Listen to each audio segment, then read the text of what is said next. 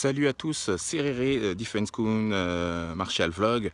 Donc aujourd'hui, je fais une petite vidéo tranquillou pour vous parler d'une chose qui est très délicate dans un sens, c'est l'art de critiquer. Donc oui, l'art de critiquer, c'est quelque chose qu'on retrouve énormément dans les arts martiaux, qu'ils soient traditionnels ou pas d'ailleurs. Et en effet, l'art de critiquer, ce sont des personnes qui pratiquent peut-être la même discipline que vous, mais qui vont toujours trouver à redire sur ce que vous faites. Donc en effet, ça peut être problématique, surtout dans la voie que l'on doit suivre dans les arts martiaux, qui est justement de faire preuve de sagesse, de bienveillance, d'avoir du recul sur les choses, d'être centré sur soi. Finalement, on se rend compte qu'on s'intéresse beaucoup plus aux autres qu'à nous-mêmes. Forcément, ça apporte de l'envie, des jalousies ou des choses de ce style. Par rapport à ça, il n'y a pas de mal en fait à être critiqué. Il ne faut pas penser que la critique ne fait pas partie de nos disciplines martiales ou du sport en général. Au contraire, quand on a une pensée critique, donc une pensée qui va nous permettre en fait de nous piquer un peu, mais de nous faire avancer, c'est ce qui va vraiment favoriser l'éclosion d'un talent ou d'un potentiel. Donc c'est une chose vraiment qui est à faire. Par contre, il faut le faire dans le bon sens, où on va tirer les personnes vers le haut et non vers le bas, ou ne pas les calomnier. Ça aussi, c'est quelque chose qu'il faut, une chose sur laquelle il ne faut pas tendre, va-t-on dire. Le problème, c'est qu'aujourd'hui, on se rend compte que beaucoup de personnes ne vous connaissent pas, ne me connaissent pas, ou voilà, qui, je ne sais pas, après ça dépend, et vont quand même se permettre de dire ceci ou cela. C'est un peu dommage parce que, en fait, la critique, pour moi, c'est quelque chose, en effet, qu'il faut accepter et qu'il faut prendre en compte. Par contre, la chose qui va être intéressante quand on émet ce genre de critique, donc des choses, bien sûr, qui peuvent piquer, heurter, toucher, entre guillemets, une personne, c'est quand même que vous ayez pu en discuter avec elle, que vous ayez pu en parler avec elle. Car à partir de là, en effet, la critique va devenir constructive, d'accord? Donc, le but, c'est pas de dire à un tel qui dit à un tel que oui, en effet, lui, il est pas bon, ou ce que tu fais n'est pas bon parce que si, parce que ça.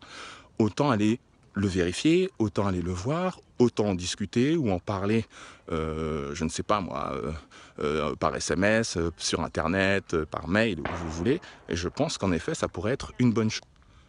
L'autre chose aussi que l'on peut dire par rapport justement à toutes ces choses-là, c'est que, bien entendu, personne ne peut vraiment pratiquer de la même manière. C'est très compliqué, où les personnes qui pratiquent de la même manière, c'est que peut-être qu'il y a un souci. Donc critiquer quelqu'un en lui disant oui, il ne fait pas bien ci ou il ne fait pas bien ça, je ne sais pas en fait ce que ça veut dire, puisque chacun a sa manière de faire, chacun a sa manière de voir l'art martial, de voir un geste, de l'interpréter, de l'analyser.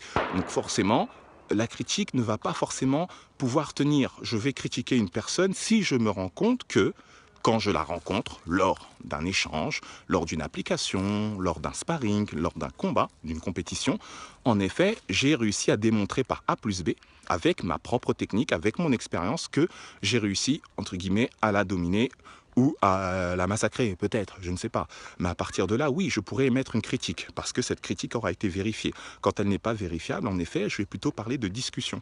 On va plutôt discuter de ce que moi je trouve qui marche, ou de ce que je trouve qui ne marche pas dans le style de mon collègue ou de mon adversaire, des choses que j'ai trouvées qui n'étaient pas top, ou des trucs que j'ai trouvés vraiment très très bien. Et en effet, là, on va en discuter. Mais je ne pourrais pas me permettre de le critiquer sans connaître, sans savoir le pourquoi du comment il fait ça. Mais ça, en effet, c'est des choses qu'on retrouve pas mal. La seule chose que je pourrais vous dire en conseil, c'est essayer de faire ce que vous aimez, point à la ligne, et essayer de retranscrire et de vous baser et de rester sur votre style à vous.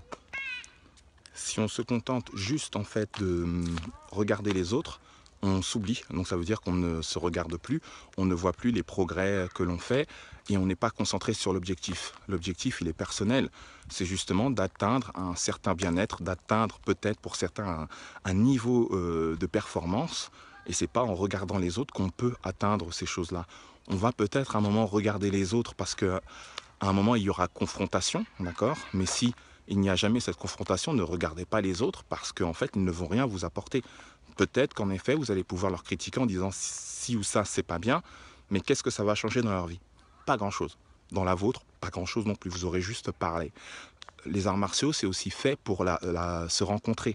Donc forcément, moi je vous le conseille, rencontrez-vous, parlez-vous et échangez. Et à partir de là, vous verrez que l'art de critiquer va se transformer en pensée critique. Une pensée critique qui va faire avancer les deux parties, tant vous que la personne avec qui vous pensiez ne pas vous entendre. Et ça, c'est très très important. Je vais vous laisser sur ça et puis je vous dis, j'espère à bientôt. Bye.